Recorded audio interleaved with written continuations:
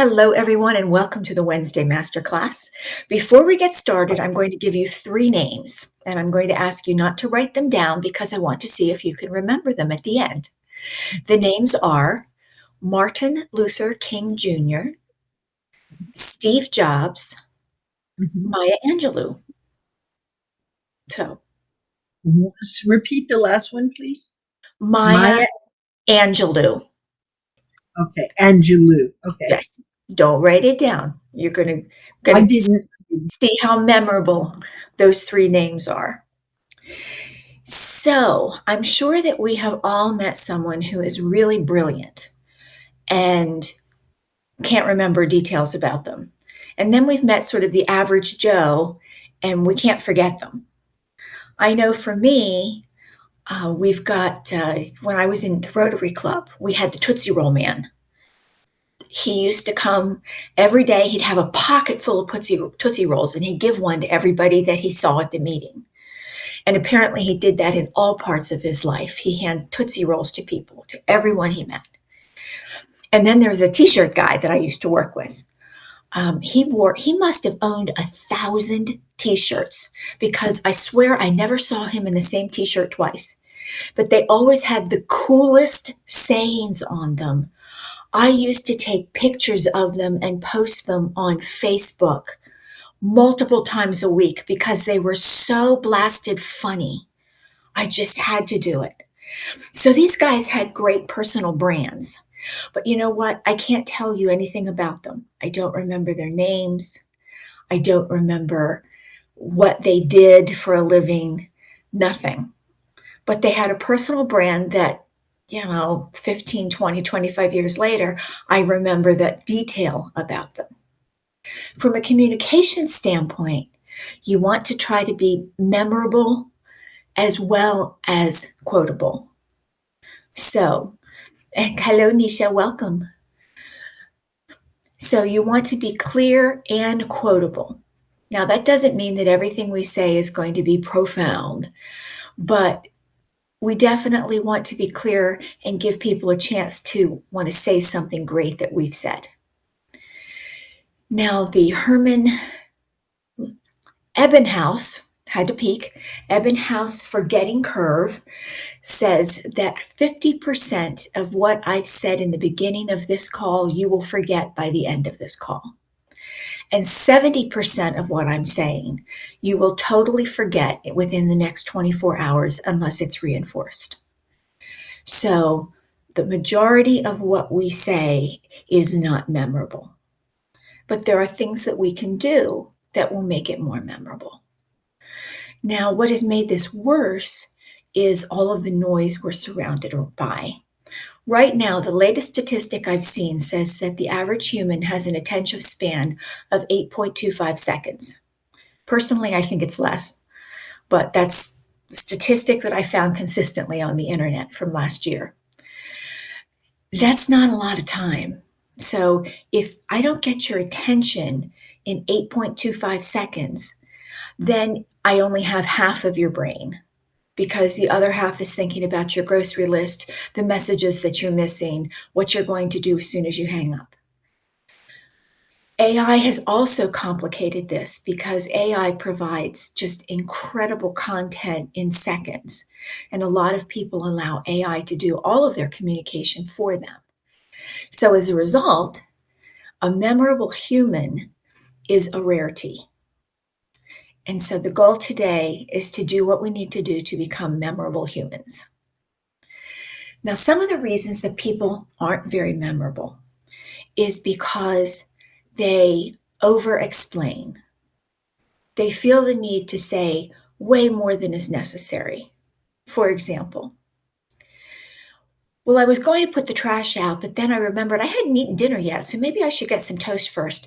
And then when I went to sit down with my toast in front of the television, my phone rang and it was Susie. And Susie wanted to know if I could have lunch. And so I had to think about my schedule.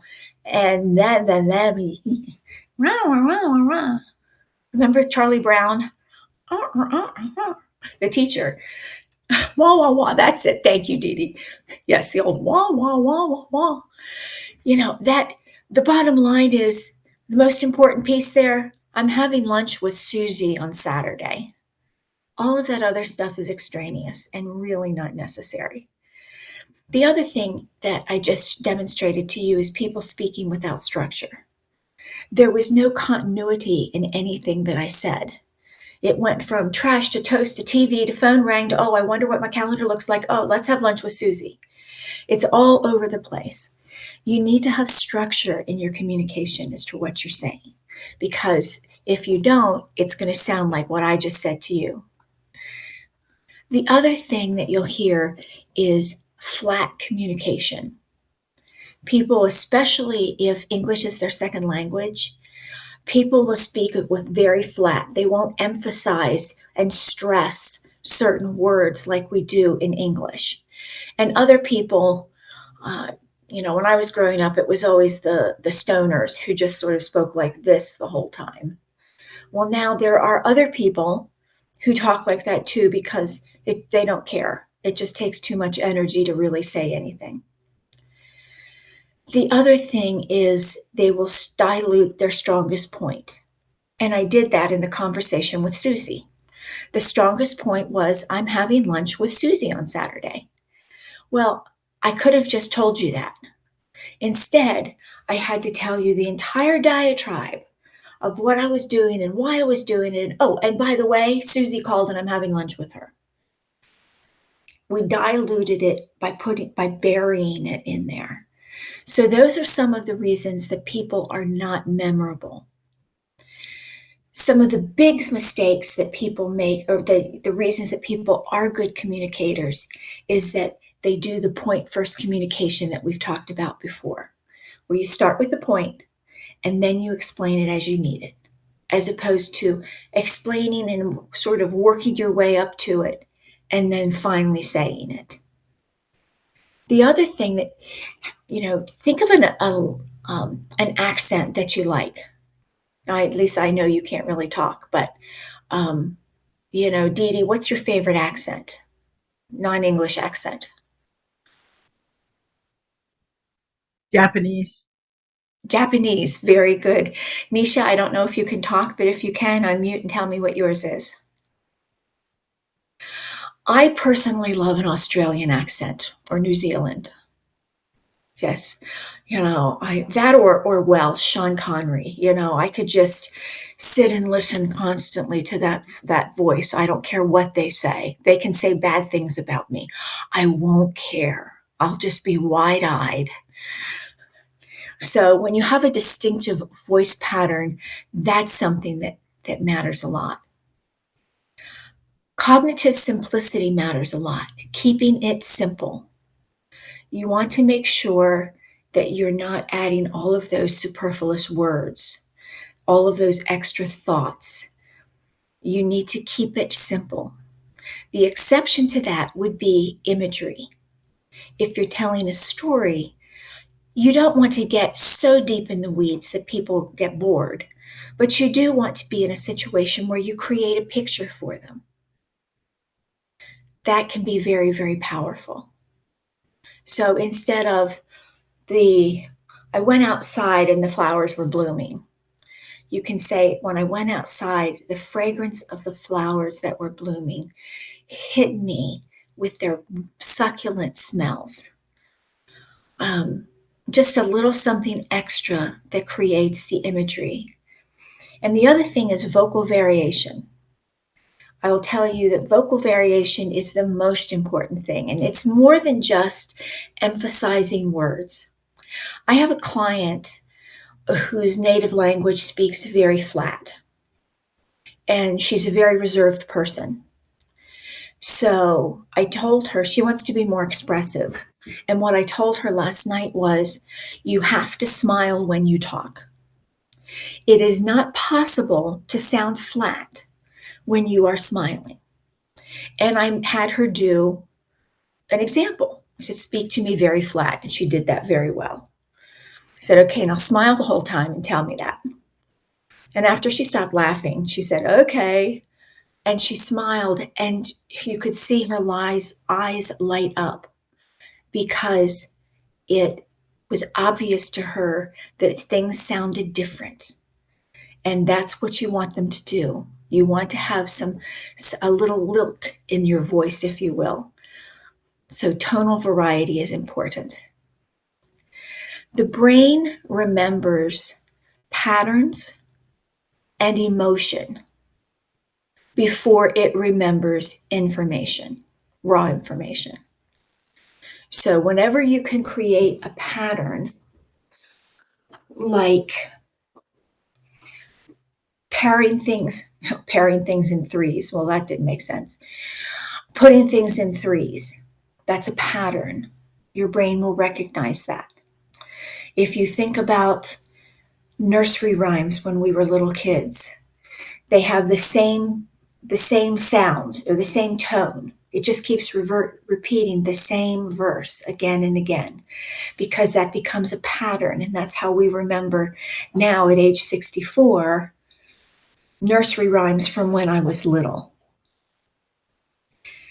Can anybody guess what the number one mistake is, why people are not memorable? It's up to you, Dee Dee.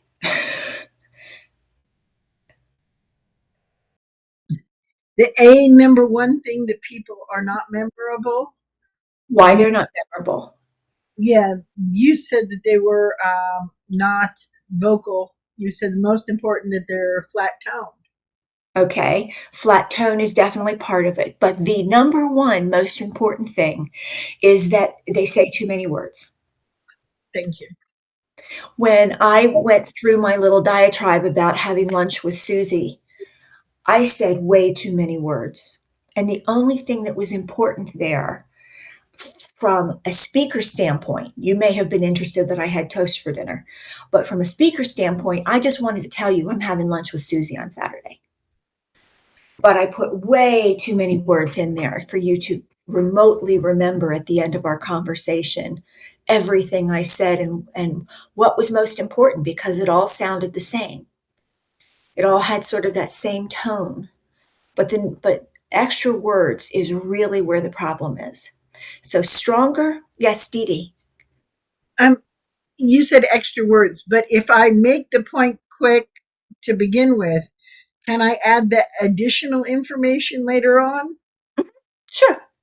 Sure, just start with your point. Start with what is most important. And if I did that, I would say, I'm having lunch with Susie. She called me last night. And I was thinking about doing the trash and eating toast for dinner and watching TV. But I hit you first with the most important thing. The other thing is it's not just too many words, but part of too many words is rambling. You know, that's what I did when I told you the thing about Susie. I didn't just not only not get to the point first, but I went all the way around, up and down, 2,000 different ways to get you to where I ultimately wanted to go. The other thing is I kept repeating about the trash and then the toast, and then I repeated about the toast again. Repeating lowers perceived confidence unless it is intentional. So if I had streamlined that, first with my point, I'm having lunch with Susie. She called me after I had toast for dinner. Short and sweet, no repetition, easy to go with. Now, shorter plus stronger equals more memorable. So here's a longer sentence.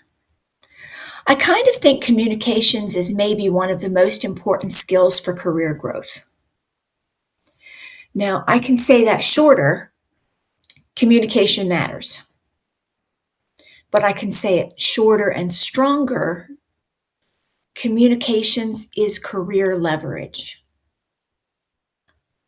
So shorter plus stronger equals memorable. There are a lot of memory triggers that you can drop along the way in your conversation that will help people remember what you're doing. I call them memory seeds. because the conversation will grow from those memory seeds. Other people call them memory triggers, so that you're planting something in their mind that will trigger when it comes to you. One of the ones that's very successful is contrast. So if you say,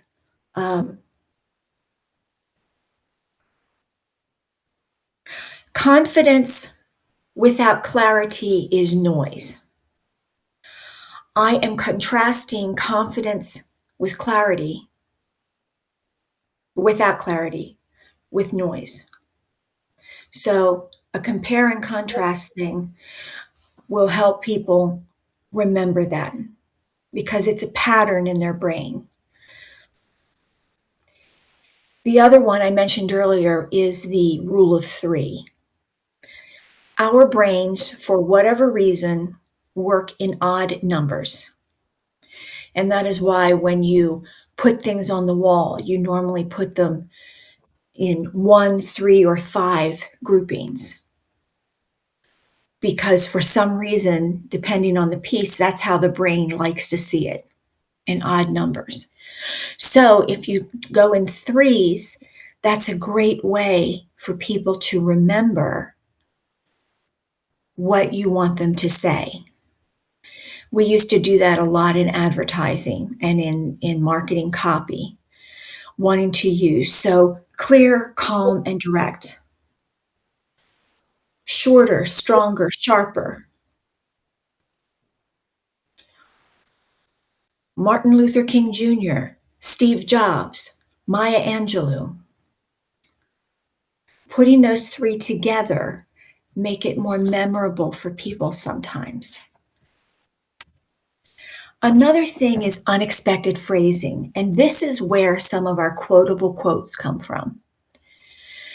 Communications matters is not a quotable quote. It's a statement, it's true.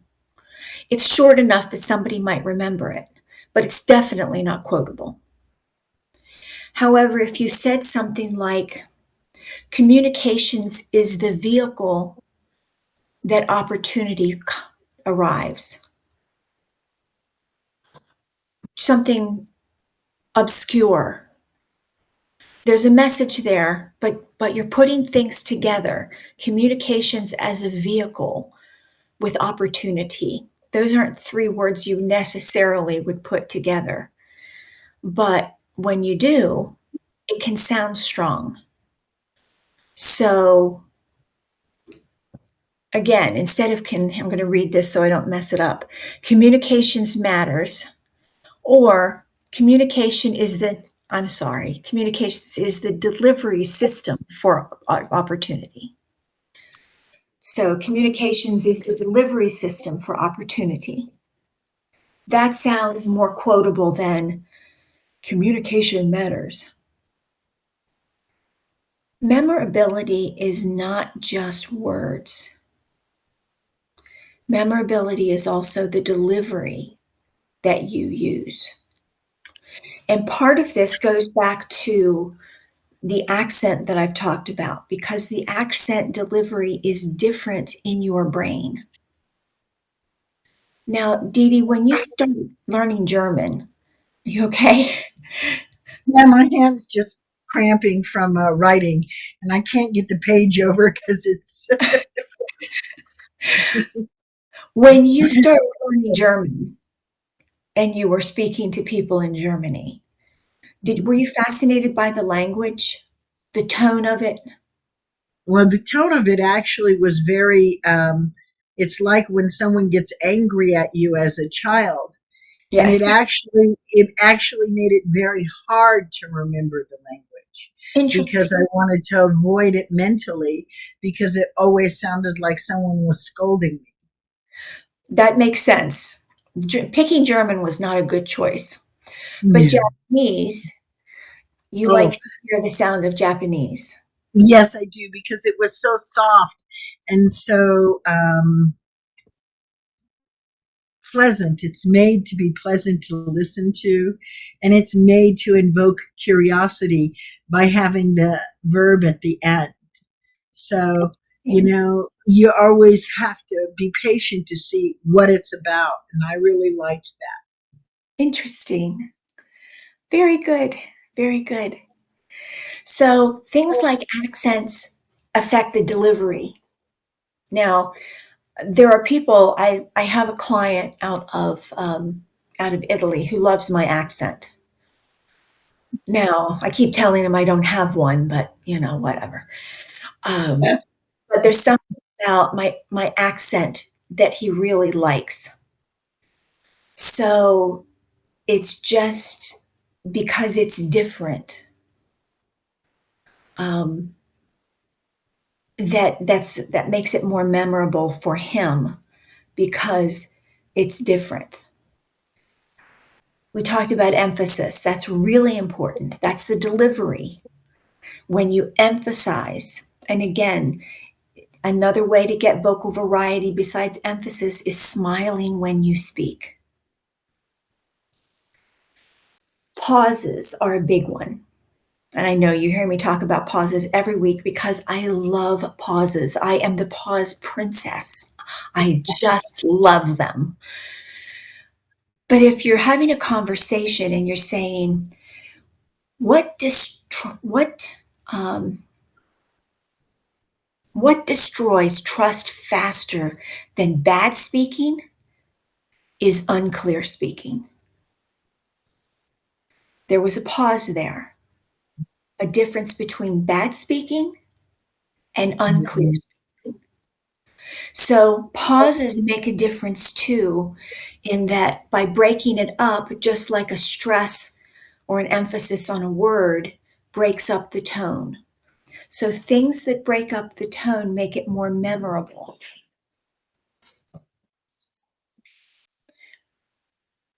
I'm sorry, the cat just slammed the door. It startled me.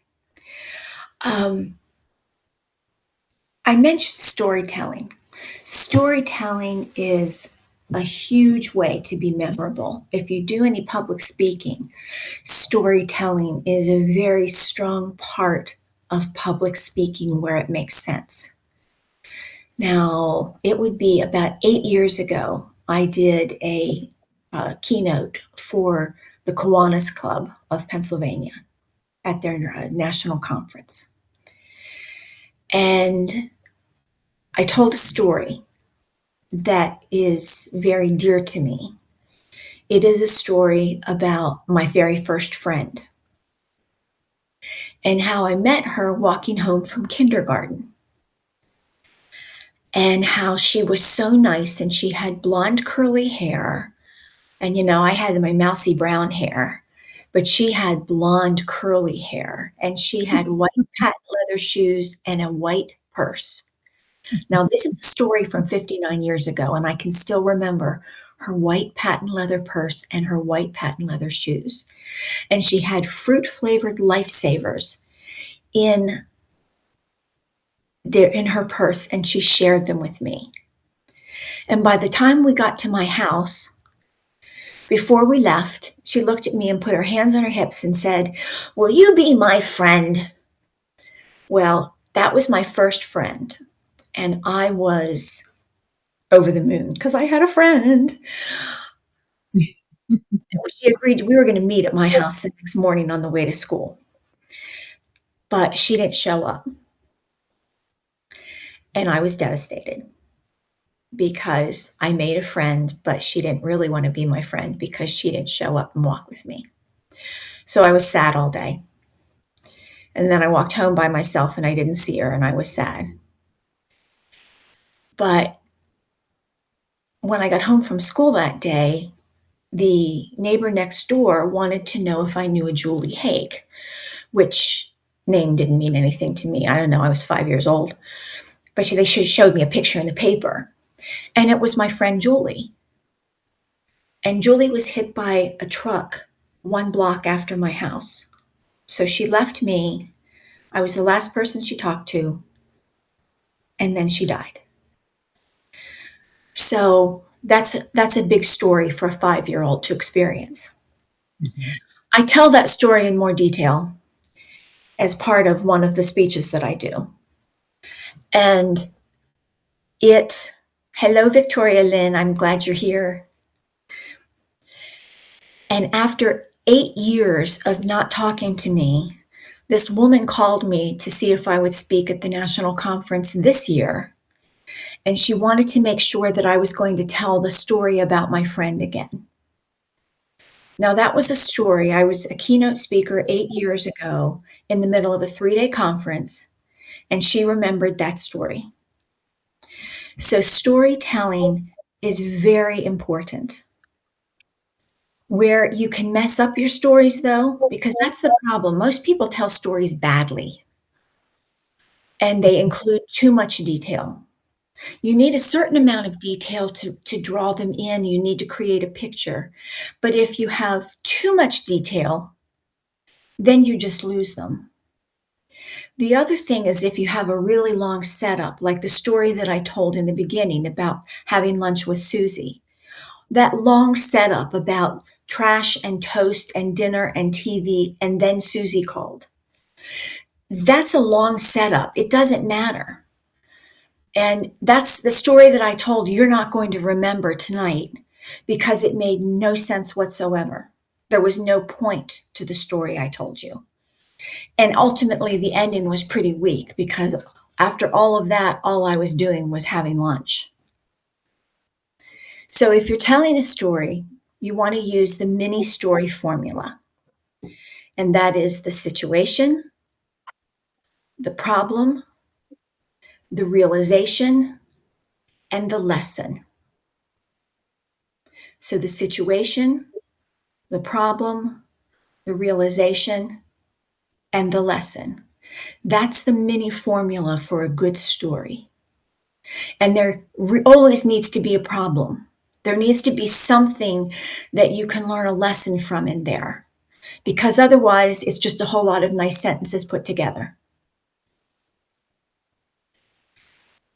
Here's an example of the short version of that. And again, I want to read this so I don't mess it up.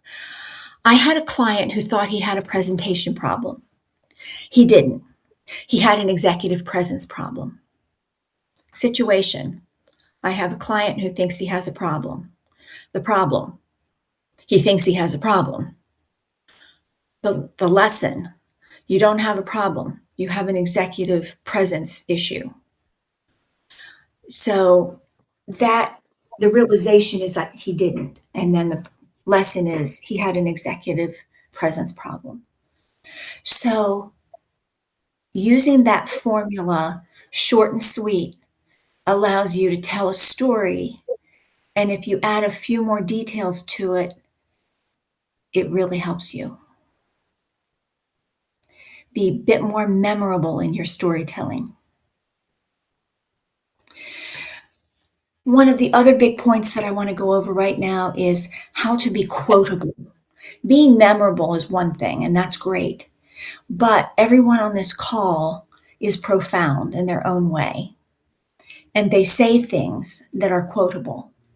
That's why I take so many notes on our calls, our coffee break call and our mindset call and our VIP call, because I'm getting these wonderful nuggets that are great. And there are things that you can do to be quotable. And those things are like, first of all, you want to compress ideas. Avoid the clutter words. All the clutter words aren't going to make it quotable. It's just going to make it a long sentence.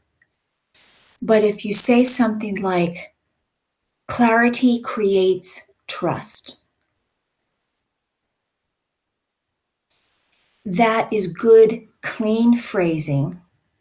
It's a compressed idea. There are no clutter words, and it's a complete thought. Clarity creates trust. Now, another phrase, rambling sounds like uncertainty. That's a little longer, not quite as memorable, but maybe a little quotable because I've made a comparison between rambling and uncertainty. People trust speakers who sound organized. You have a key word there, trust. Finding keywords verbal verbal fireworks, a word that makes people think twice. Trust is one of those words. So people trust speakers who are organized. And finally, confused speaking creates confused thinking. Repeating a word, comparing confused thinking with confused thinking. No, let's try that again. Confused speaking with confused thinking. You're using the same word, confused. So that is another way to be quotable. If people can't repeat what you said, they're not going to remember it. So I'm about to read a sentence to you. And Dee Dee, once again, you are the only person who can answer this question. You're the star. I'm going to read a sentence to you. I'm going to read it twice because it's long. And I want you to narrow it down into just one short sentence. That obviously means you can't include every single thing. Pick out the one point to you that was most important and say it. So here is the sentence. Our recommendation is to shift budget allocation towards retention because the long-term customer value is significantly higher. Our recommendation is to shift budget allocation toward retention because the long-term customer value is significantly higher. That's a real yawner of a sentence. Now, with that in mind, how can you compress that into one simple thought? Hold funds for customer retention. Excellent. Excellent. That was the thing. It has to do with money for customer retention. That's the key thought. So you turn that into a single sentence, and that's what this person should have said instead of that long thing. So one way to be quotable is to compress. Short and sweet gets you where you need to go. In an AI era, human conversation is rare. Good human conversation is even more rare. And things that are rare are valuable. Communication is real-time thinking. If Lisa would ask me a question, I have no idea what question she would ask me. So once she asks it, I have to think in real time what the answer is. When you use AI, you don't have to worry about that because AI answers that for you. So the real-time thinking component is important. And that's why you want to focus on the contrast, on the not rambling, and on the compression, short sentences, short thoughts, to be memorable in an AI world. The other thing is that human presence is gaining more and more attention because just because somebody is standing in front of you talking to you does not mean they are being present with you. They listen when they talk, and when you talk, their mind goes to, boy, I really want to pick up my phone and see what my messages are because I just pinged a text. But I guess I can't because she's talking. So being present in a conversation in the AI era is very important.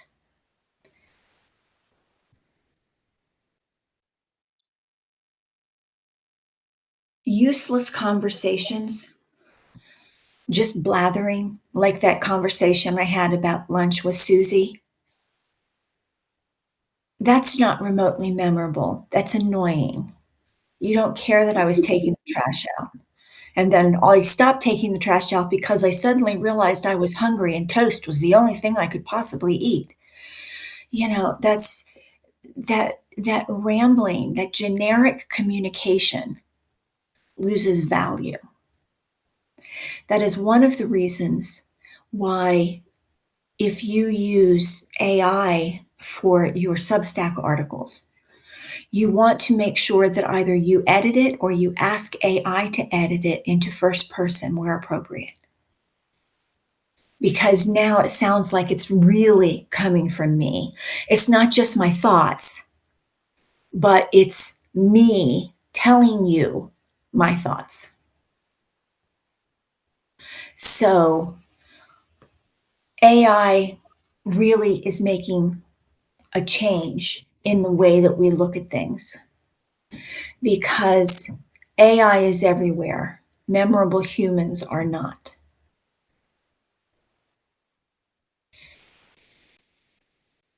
Another component of being memorable and quotable is actually caring. Maya Angelou once said,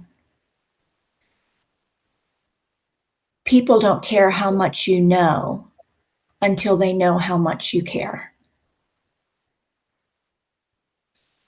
So, have you ever met a person who only talks about themselves?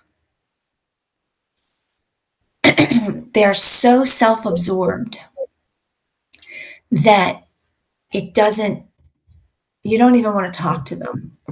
And you end up not listening to part of what they're saying. Excuse me.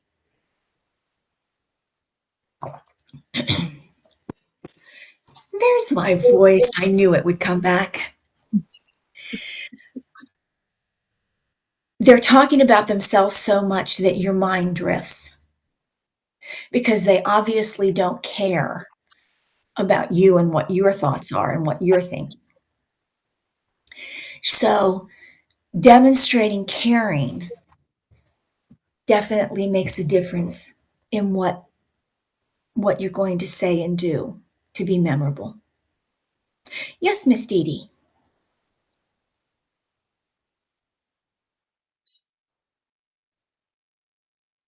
I noticed that attention, when you really focus attention, people are so not used to you really focusing on what they're saying that you scare them.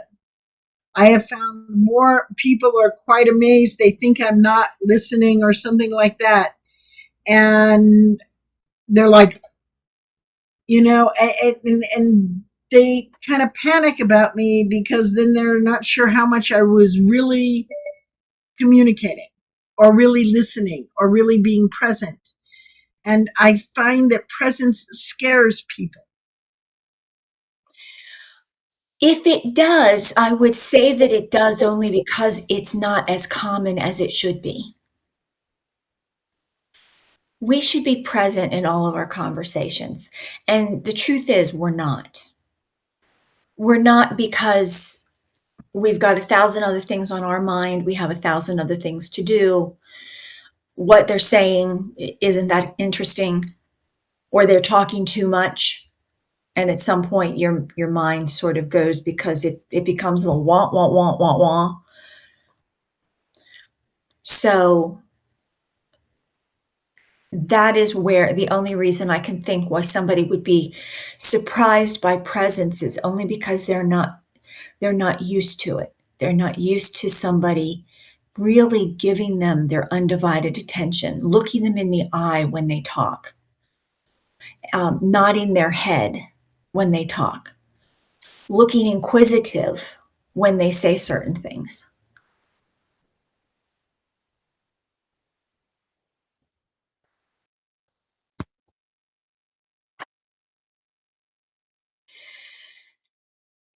So people are not going to remember every word that you say, but they are going to remember how clearly you were, how clearly you spoke, how complete your message was. They're going to know whether your words created impact or not, because if they don't, they're not going to remember them. They're going to want to know that you felt certain in what you were saying. And finally, they wanted to know how you made them feel. So if you want to be more memorable in meetings and presentations and conversations and interviews and other leadership situations, start speaking like your words deserve to survive after the conversation ends. They need to survive in the person's memory and maybe even as a quote.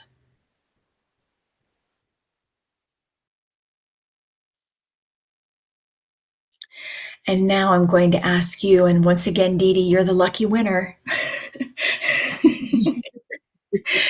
Can you tell me the three names that I started with? Yes. Martin Luther King Jr., Steve Jobs, and the last one is a girl, Mia Angelou, or something near Angelou. Exactly, Maya Angelou. Very good. Angelou, that's it. Now, the fact that you didn't remember the last name doesn't surprise me because it wasn't a name that was familiar to you. But you remembered female and you were very, very close. Part of that is that, first of all, I told you I need you to remember this. Mm-hmm. Secondly, I did it in a group of 3. If I had done it in 4, it would have been harder to remember. And 5, I repeated it once again in the middle of my presentation. And near the end, I brought up one of Maya Angelou's quotes. So you got a little bump there with her name that would trigger Martin Luther King Jr. and Steve Jobs. Now, the real secret, Dee Dee, is that I'm going to call you tomorrow and see if you can remember those 3. I somehow don't doubt that. Okay. Oh, ladies, that's all I have for today. I'm a little closing out a little early, but unless you have something you want to talk about regarding communication on this or some other topic. And Nisha, I don't know if you were, I can't remember if you were on the call when I apologized. So, No, no. so what I'm going to do now is wrap up the recording, and that is to say thank you to everyone who watched the replay. I hope you found this helpful, and most importantly, I hope you find something in it that's memorable and quotable. Thank you.